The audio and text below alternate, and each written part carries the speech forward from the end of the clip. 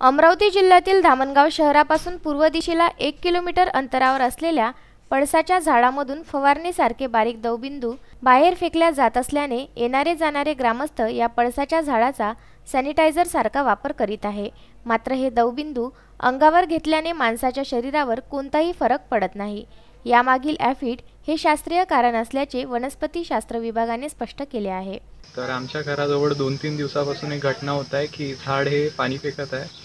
तर ग्रामीण लोक या सर्वांना चमत्कार वगैरे मानून किंवा सॅनिटायझर प्राकृतिक सॅनिटायझर म्हणून वापरत आहे। ते त्याच्या खाली उभे राहतात आणि झाडाला पाया पडून पुढे चालले जातात। पण माझ्या मते मी सायन्सचा विद्यार्थी असल्यामुळे मला असं वाटते की हे सर्व कॅपिलरी ॲक्शन म्हणून आहे, पण एवढ्यावर पाणी न जात असल्यामुळे हे चमत्कार सुद्धा आपण मानू शकतो।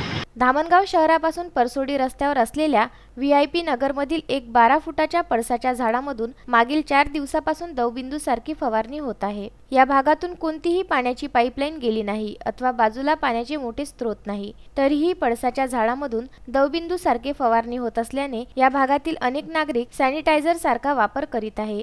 हे दवबिंदू मागील 4 दिवसापासून सकाळी, दुपारी, सायंकाळी, रात्रीला असे सतत सुरू आहे। अनेक बघ्यांनी येथे गर्दी करून या झाडांचे दर्शन घेणे सुरू केले आहे।